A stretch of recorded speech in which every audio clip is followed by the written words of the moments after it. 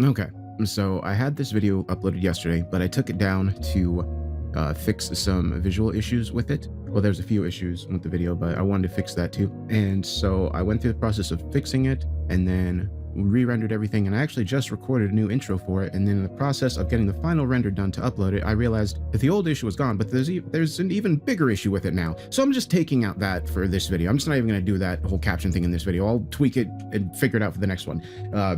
Yeah, I'm done messing with that. I'm not rendering this video for a fifth time again. So I'm recording this so I can slap this over the other intro where I said it was all fixed now. And I put up a poll a few days ago asking you all what the creepiest setting you thought was, like forests, liminal spaces, isolated rooms, alien worlds, and you all selected Dark Forest, unless that has changed since I first made this intro yesterday and then had to remake it. But yeah, here's a forest story. I hope you like it. And I'm definitely interested in hearing any feedback you have on the sound design for this one, because there's a lot in it. Also, two things. First is here's another design of my logo / Dark Somnium character. I don't know if I've shown many of you this one. I'll put it up on screen in case you want to see. It's more of like a full body design instead of just the head. And the other thing I was going to say is the first two songs that play in this, including the one that's playing right now over this little intro thing, are new songs that I made for this story. I'm going to keep working on them, see if I can make them into full-fledged songs. And a reminder that I have a new album out on my Spotify and iTunes that has a bunch of my music, some old, some new. And if you want to check it out, I'd love to know what you think. And with all that said, enjoy the video.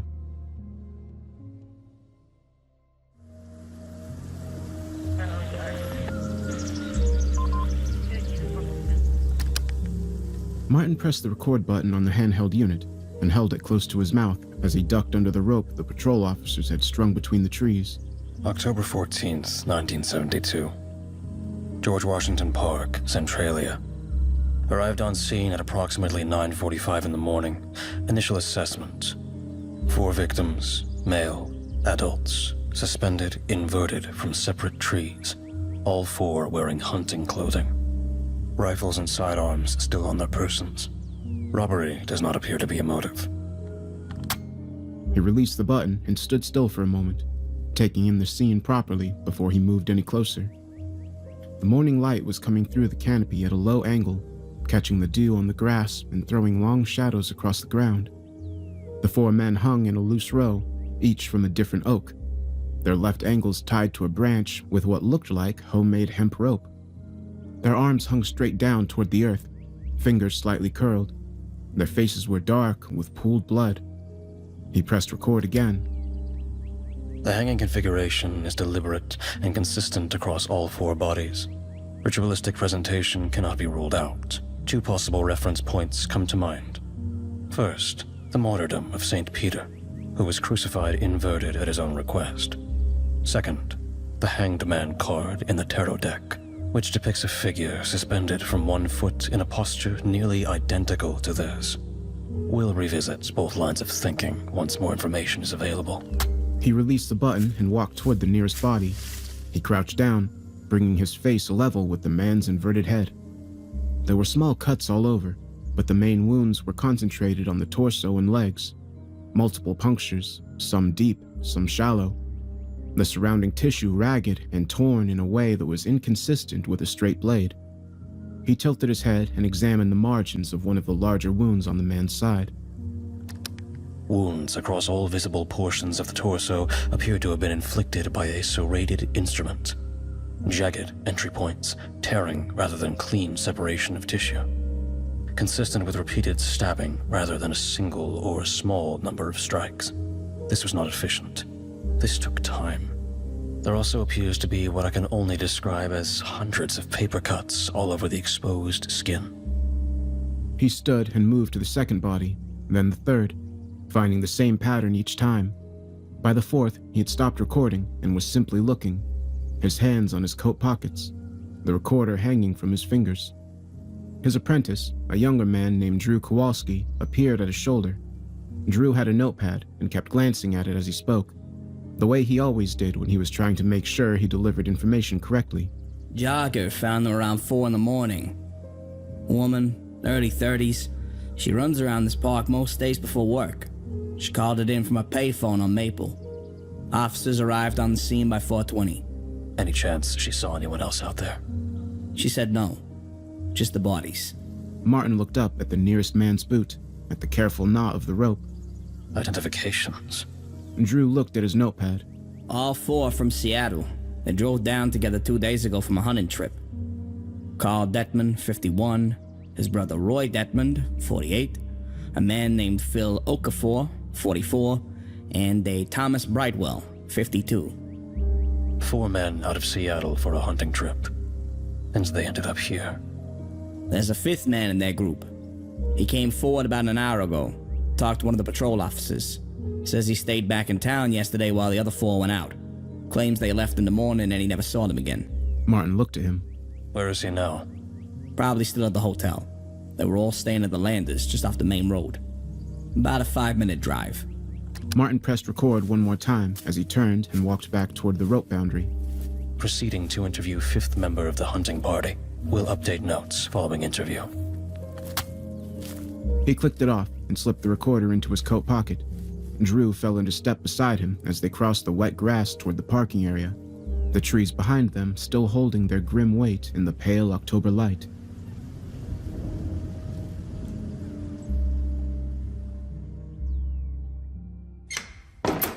The room smelled like cigarettes and the particular stale warmth of a heating unit that had been running all night.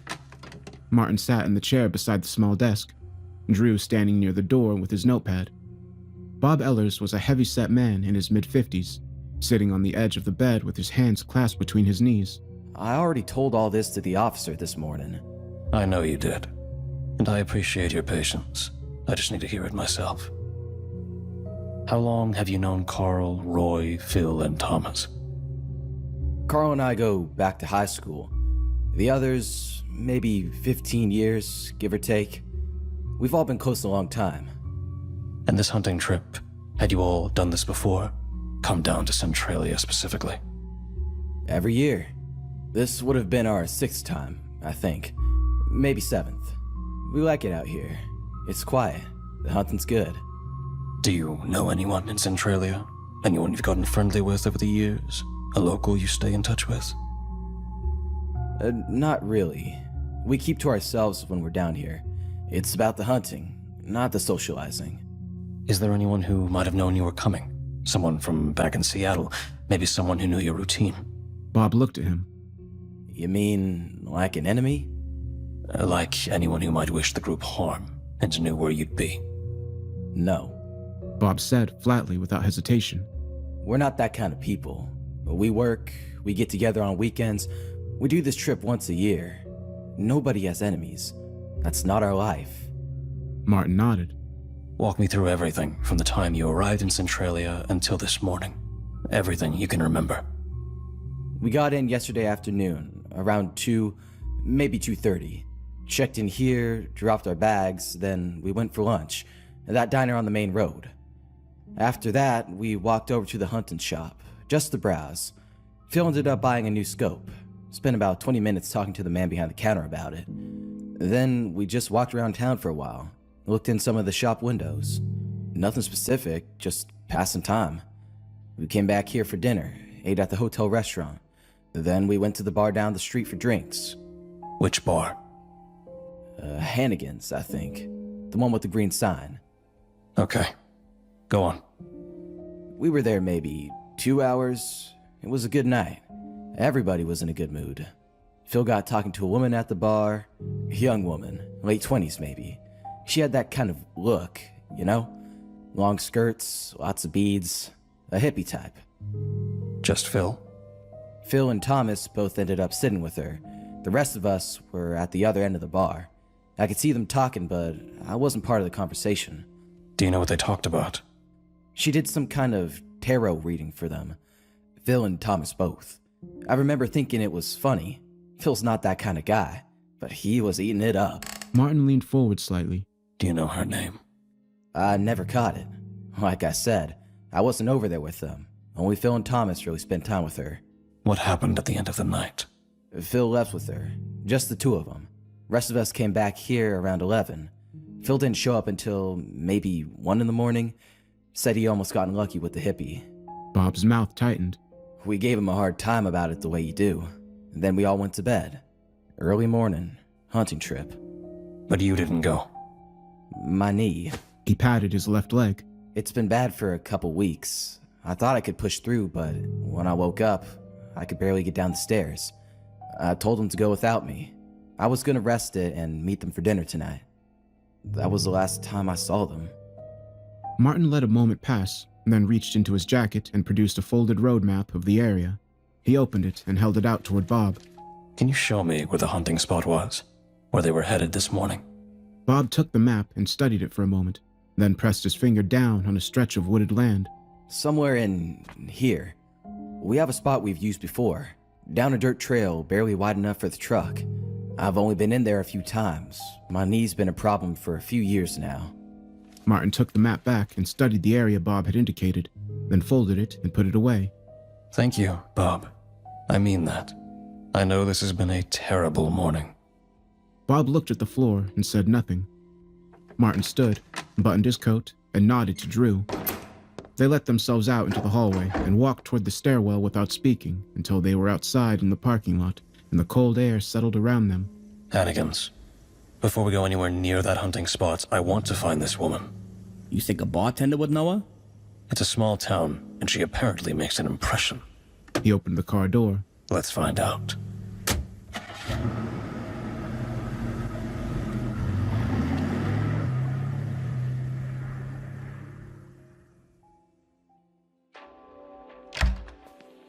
Hannigan's was dim even in the middle of the morning, the kind of bar that never quite admitted daylight regardless of the hour.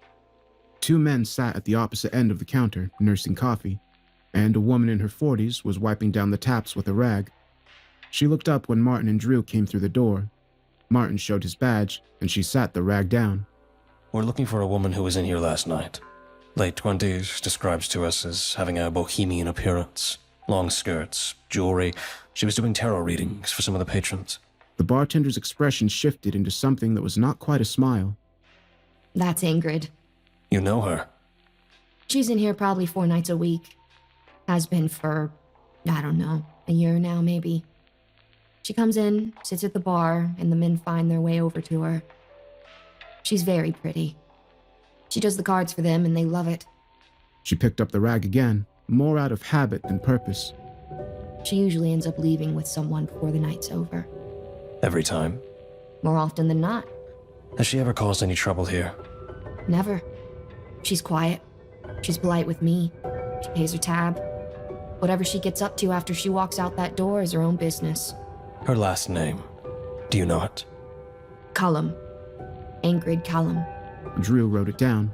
Do you have an address for her? Anything she might have left on a tab? A check? She always pays with cash. But I know she lives out of town. She's mentioned it. Far out, like 40 miles or so. I couldn't tell you more than that. Martin thanked her, and they stepped back out into the gray morning.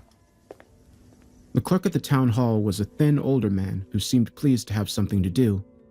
He pulled the property registration ledgers without complaint and set them on the counter. Martin and Drew went through them methodically. There was no listing for any Ingrid Callum.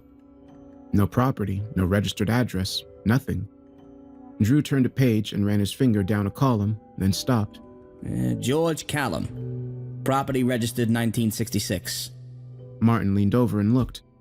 The listed address placed the property approximately 40 miles outside of Centralia, out along a rural road that wound northeast through the forest. Martin unfolded his map on the counter and found the road. He traced it with his finger until he located the approximate position of the property, then held the map flat and found the spot Bob had pressed his finger against that morning. Less than a mile separated them. He folded the map slowly. George Callum is probably a relative. Father, maybe an uncle. Possibly. Martin buttoned the top button of his coat. What I know is that Ingram Talum did tarot readings for our victims, leaves with one, and it just so turns out that a property registered to someone with her surname sits less than a mile from where our victims went to go hunting. He picked up the map. That makes her our primary suspect. Drew looked at him. You think a woman in her late 20s did that to 4 armed men? I think she may not have done it alone. He moved towards the door. Let's go find her and see what else this story has to say. They drove out of Centralia as the clouds thickened overhead, and the tree line on either side of the road grew denser. the oaks giving way to older firs that pressed close to the shoulder. The address was 41 miles by the odometer, along a road that became gravel after the first 30, the stones clicking up against the undercarriage as they pushed further into the trees. Neither of them spoke for most of the drive. The house looked less like something that had been constructed and more like something that had simply accumulated over decades. The walls thick with climbing vines, the porch sagging gently under the weight of ceramic planters and stacked firewood. The roofline was irregular in a way that suggested additions made without much planning, and the whole structure sat back from the road as though it had been slowly retreating into the tree line behind it. A Chrysler Windsor, old and dark green, sat in the dirt out front with a film of mud along its lower panels. Two boys were crouched near the base of a large fir, arranging sticks into some configuration that had meaning only to them. When the car came to a stop, the smaller one looked up, stared for half a second, then scrambled to his feet and ran for the front door without a word. The older boy stood up slowly and watched them get out of the car with an expression that was more curious than alarmed. Martin and Drew had barely made it to the edge of the porch steps when the front door opened and a man came out holding a rifle loose at his side. He was in his early 30s, broad across the shoulders, with a kind of stillness in his posture that came either from confidence or from living far from other people for a long time. Help you with something? Martin held up his badge. My name is Martin Stanzi. I'm a detective investigating the deaths of 4 men found in George Washington Park this morning. I'm looking for an Ingrid Callum. I have reasons to believe she was among the last people to see those men alive, and I'd like to speak with her. The man looked at the badge, then at Martin, then at Drew. He leaned down and set the rifle against the porch railing. I'm George Callum. Ingrid's my wife. She's inside. He pushed the door open and held it. Come on in. The interior was dim and smelled like wood smoke or something herbal. The furniture was mismatched, but not uncomfortable looking, and every flat surface held something. Candles or dried bundles of plants or small arrangements of stones and feathers. George led them to a dining table near the back of the main room and pulled up chairs. Sit down. I'll go get her. He disappeared down the hallway. Martin and Drew settled into their chairs, and a moment later, 2 boys appeared in the doorway to the dining room, the younger one half hidden behind his brother's shoulders. The older boy walked in and stood at the corner of the table with his arms at his side. I'm David, and this is my brother, Henry. Henry raised one hand briefly in a wave. Good to meet you both. I'm Martin. I'm here to talk to your mother for a little while. David studied him with a directness that was unusual for a child his age. Are you here to fight our dad? Martin blinked. No. Why would you think that? Henry stepped out from behind his brother. People show up a lot and they want to fight Dad. A lot of people don't like him. David added, in the tone of someone stating a simple fact. Martin kept his expression neutral. Why would people want to fight your father? Because of Mom. The men see her and they want her, and they want to fight Dad to get her. Martin looked at Drew briefly, then back at the boys. I see. And has anyone ever actually fought him? David did not have to think about this. Oh yeah, all the time. And Dad's very strong, Henry said, with evident pride. Oh, I see. It's good to have a strong dad, isn't it? If you don't mind me asking, what did you boys get up to yesterday? The forest, Henry said immediately. We were in the forest all day. We found a bear skull, David added. a big one. We brought it back and put it in the woodpile. Do you go far into the forest? Pretty far. We know all the trails. Do you ever see other people out there? Hikers, hunters? David shrugged. Sometimes hunters come through in the fall mostly. Did you see any hunters yesterday? David looked at Henry. Henry looked at the table. No, David said. Martin nodded slowly. Do you boys go to school in town? Mom teaches us here. Henry added. What are you studying right now? Sums. Henry said, making a face. And reading. David said. Mom's been reading us old stories. Old ones from before regular books. Do you like them? Some of them are scary, Henry added. but David likes the scary ones. And someone has to. David said without apology. Martin smiled faintly. He let the conversation rest for a moment and glanced down the hallway where George had disappeared. The house was quiet except for the sound of wind against the irregular roofline. Drew leaned slightly toward Martin and said, under his breath, He's taken a long time. He is. He turned back to the boys. David, Henry, would you mind going and telling your dad and your mom that we're ready when they are? The boys looked at each other, then ran off down the hallway, with the particular thundering energy of children who have been sitting still longer than they wanted to. Their footsteps receded, a door opened somewhere, and the house went quiet again. Martin and Drew sat without speaking. Somewhere outside, a branch scraped against the window. A candle on the sideboard had burned low enough that its light barely reached the center of the table. After another 2 minutes, footsteps returned down the hallway, slower this time. George came in first. Behind him came Ingrid. She was, as the bartender had suggested, and as Bob Ellers had not quite found the words for, very striking. She was tall and dark-haired, with a kind of composed, unhurried quality in her movement that made the room seem to rearrange itself around her. She was wearing an ornate gypsy dress, flowing with beads and flowery laces. She met Martin's eye as she sat down across from him and did not look away. George sat beside her and folded his hands on the table. Martin opened his notepad. Thank you both for making the time. Martin clicked the recorder on and set it on the table.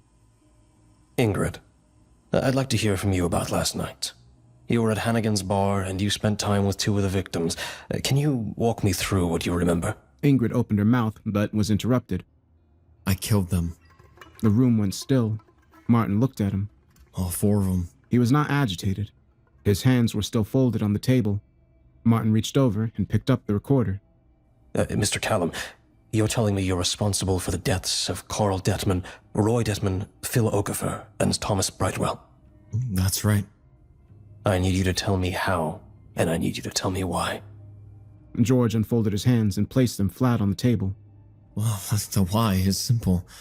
Men like that, they come out from the city every year, and they walk into the forest like they own it. They don't even know its name. They don't know what lives in it. They don't know its importance and what's to come. They take from it and they leave, and they never think once about what they've taken from. He paused. The forest doesn't forget that, and I speak for the forest. Martin kept his voice even.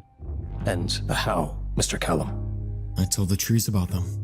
Martin looked at him for a long moment. What does that mean?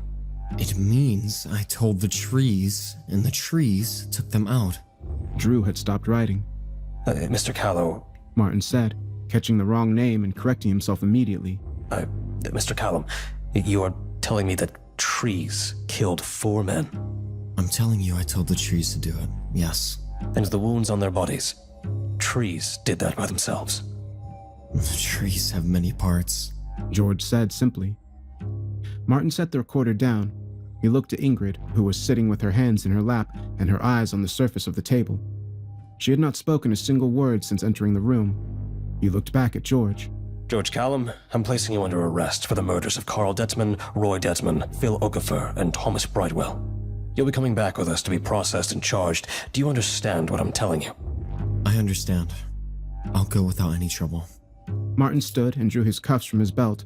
George rose from his chair and turned around without being asked, placing his wrists together behind his back. Martin fastened the cuffs and checked them, then took George by the arm and nodded to Drew. They came out through the front door into the gray afternoon light. Both cars were gone. Martin stopped walking. He looked at the space where the vehicles had been, at the unmarked dirt where the tires should have left clear impressions. There was nothing.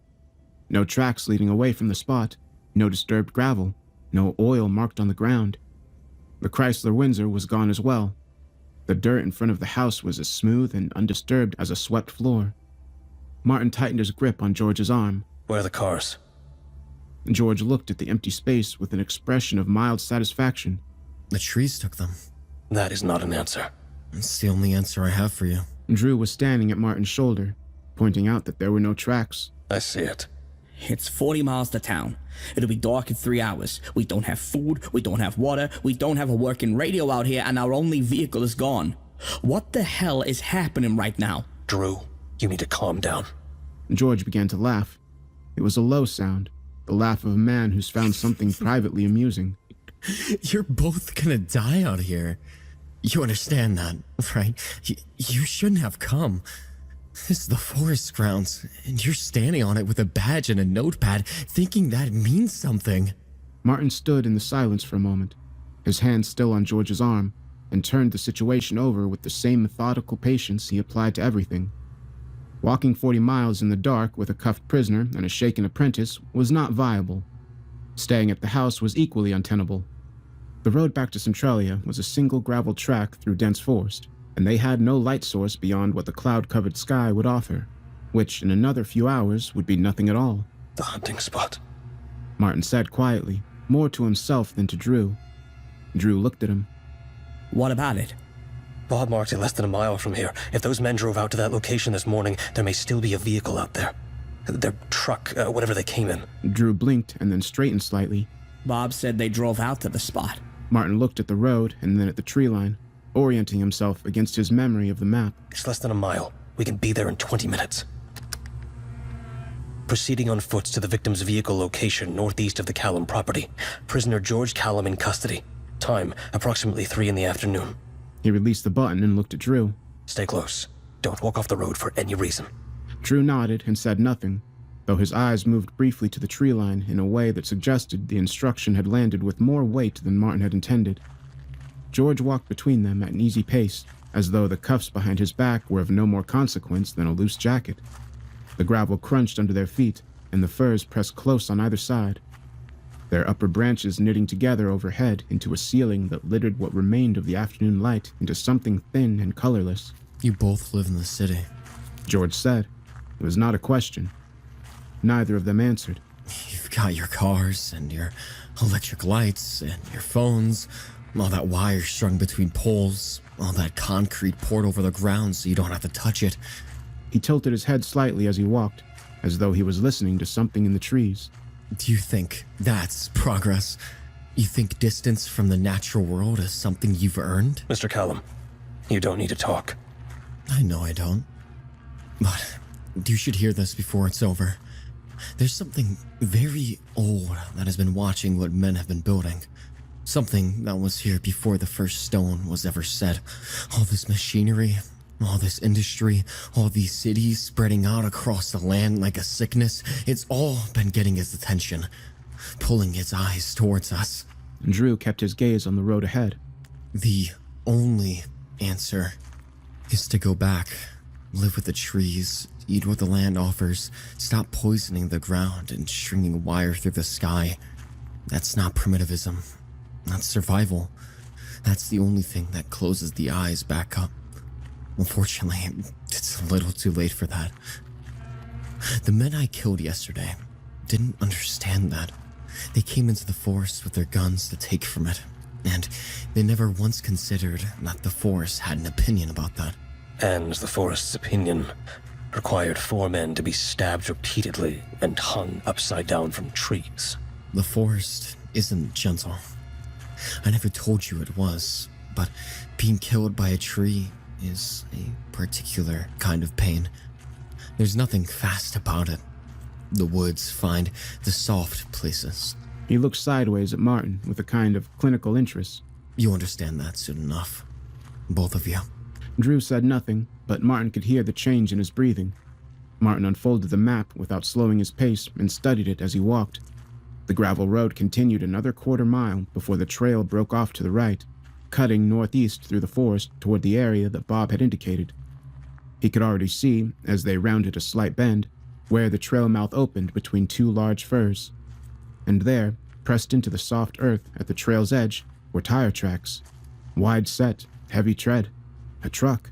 This is our turn. Martin said, folding the map. Drew looked at the trail. The tree cover was immediate and dense, the path swallowed by shadow within 40 feet of the road. I don't like it. George looked at him. You're right not to. Don't do that. He's right. The trail goes through the old growth. Those trees have been there longer than the state has existed. They know what I told them. Drew had stopped walking. He was standing at the trail mouth, looking into it with his notepad held against his chest like a small shield. Martin, what if he's telling the truth? He's not telling the truth. He's a man in handcuffs who killed 4 people and is trying to frighten us into making a poor decision. The truck is down here. We need the truck. What if it's not there? Then we'll make another decision. Come on. Drew looked at the trees for another moment, then stepped onto the trail behind him. George ran.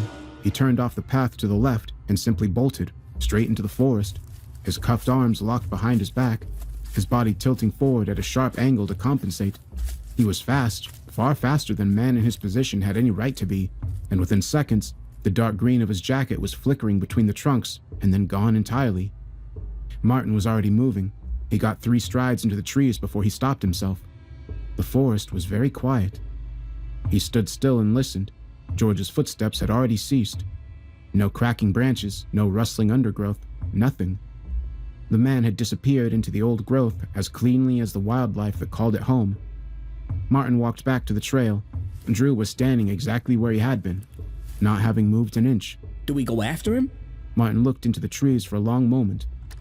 Prisoner George Callum fled custody at approximately 3:15 on foot into forested area northeast of Centralia. Pursuit deemed inadvisable. We get to the truck, we drive back into town, we get a proper search team, and we come back with more people and more light. He started down the trail without waiting for Drew's response. After a moment, Drew followed. They had been on the trail for perhaps 10 minutes when Martin stopped walking.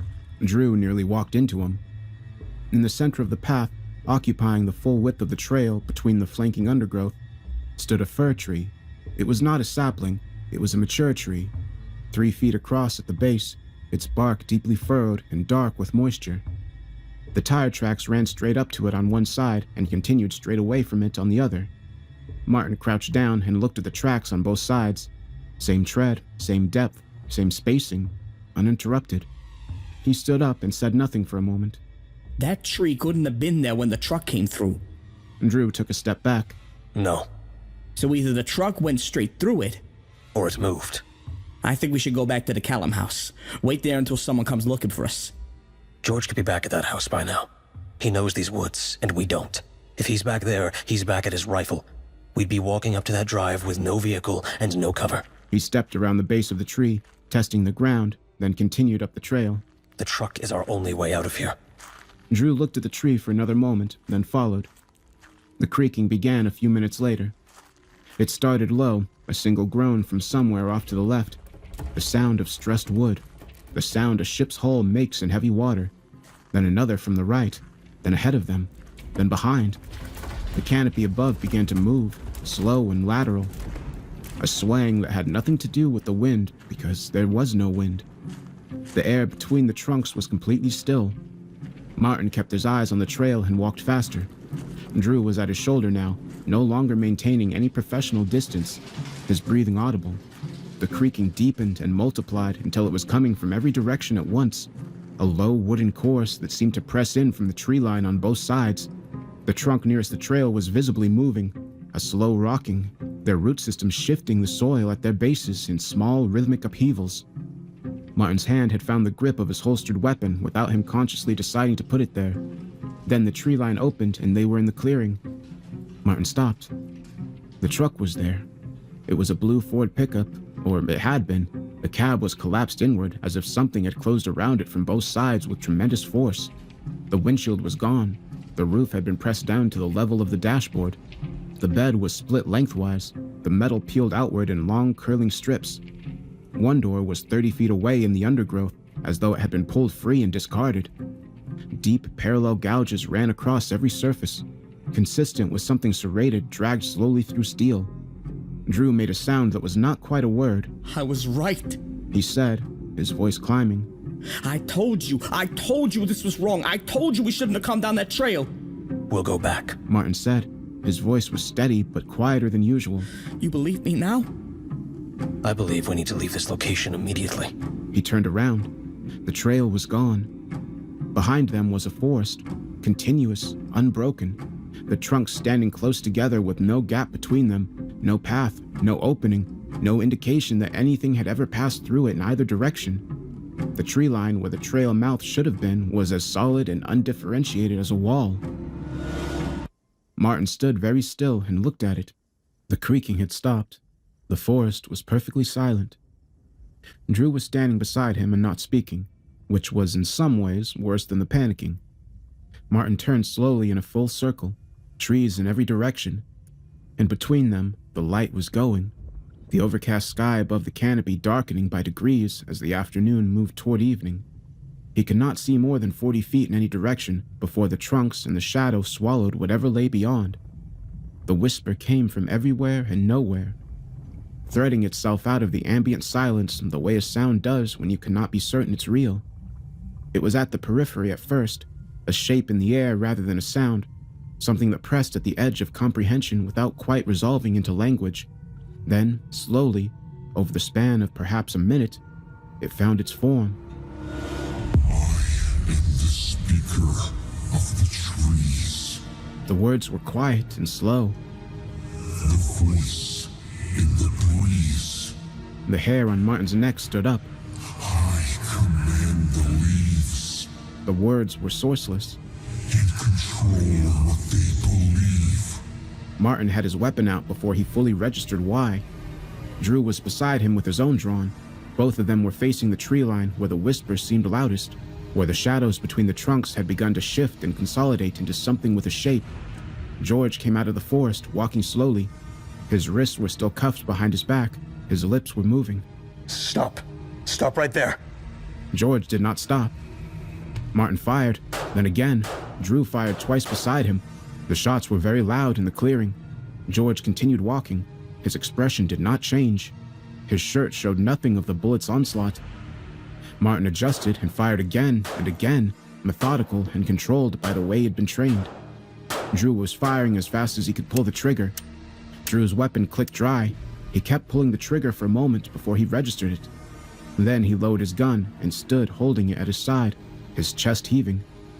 The creaking began again, and beneath it, a whisper continued. And now the trees were moving, not swaying, moving. The root system at their bases were pulling free of the soil with sounds like tearing fabric, dense, wet pops as the earth gave way and the trunks were walking, slow and grinding, the whole circumference of the clearing shrinking inward degree by degree. The root came from beneath Martin's left foot before he saw it. It punched up through the soil and curled around his boot. He tried to pull free and could not. Another found Drew's ankle, then his calf. The roots began burying themselves into the terrified man's flesh. More roots came. They thickened and pushed upward through the soles of their boots and began to move with terrible patience up through the layers. The ground around their feet was churning. Leaves stripped from the moving trees came in horizontal streams, spinning fast, their edges finding every exposed surface, the face and hands and neck, dozens of small cuts opening all at once, and then dozens more. Drew screamed. Martin screamed beside him. A sound pulled out of him without permission. The pain total and without interval. Martin looked at Drew. Drew's face was sheeted with blood from the leaves, and below his knees, the ground had swallowed him to mid-shin, the roots working upward. His eyes were wild with something beyond fear, something that had passed fear entirely and came out the other side into pure animal suffering. Martin raised the gun. He did not hesitate. The shot caught Drew right between the eyes. His suffering was over. Martin turned the gun to his own temple. He closed his eyes. The cylinder was empty. He pulled the trigger 3 more times into the silence, the mechanical click of the hammer falling on spent chambers, the only sound he could produce. George was standing in front of him, close enough to touch. He was smiling the same smile he had worn at the dining table. There's no easy way out for you, George said. Martin opened his mouth to scream in agony.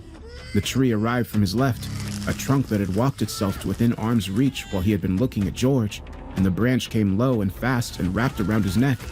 With a sickening pop, the branch pulled Martin's head free from his shoulders.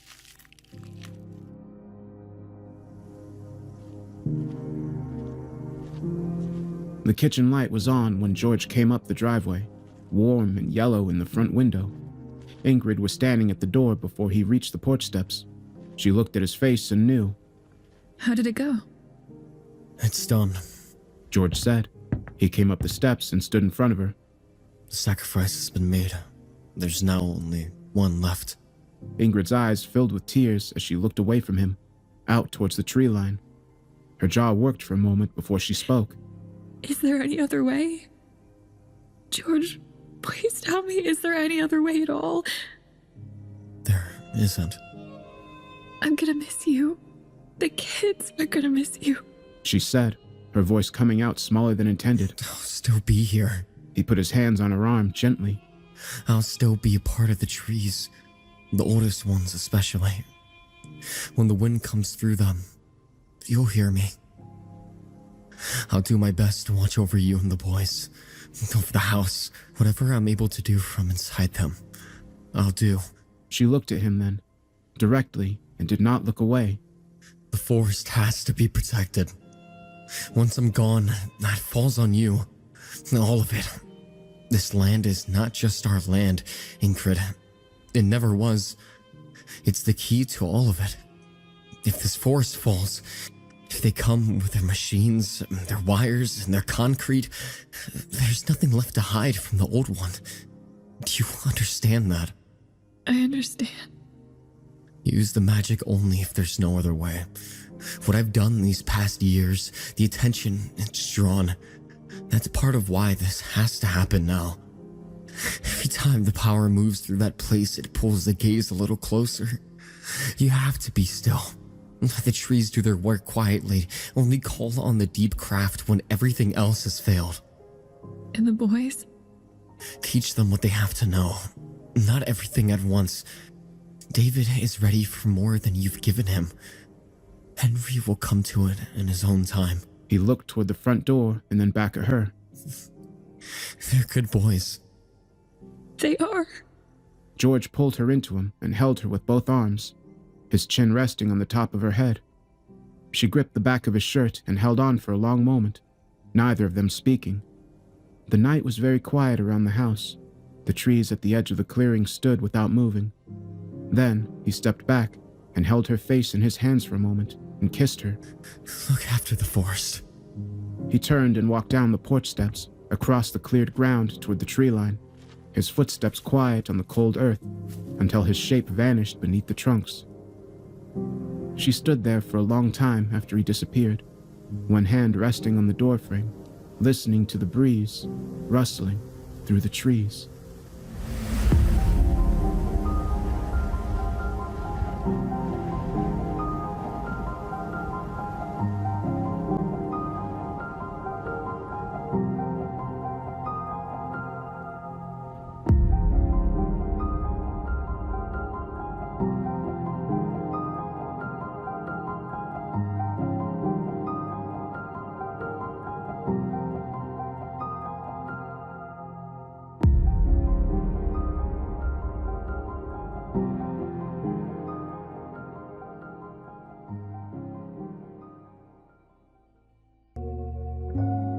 All right, so that story was pretty fun. I really enjoyed doing all the tree sound effects, and I really like the detective-style narrative. It reminds me of Season of Storms, if any of you remember that story that I did with Nightmind. But for this story, actually, the first two songs that play in it are new songs that I made. They're just little piano melodies, so they're not fully fleshed out songs yet, but I made those ones for this story, and I will see if I finish them and then upload them. And another reminder for any of you that don't know, I just released an album of music on Spotify and iTunes under Somnium Music. You can check it out if you want to. And some of you were pointing out in the last video how that's connected to the NFC, and yes, that is. We're going to be having the NFC Season 2 soon. But yeah, let me know what you thought of the video and the sound design. I hope it turned out well and wasn't too loud. I'll be hanging out in the comments and replying to as many as I can. I hope you all have a good day.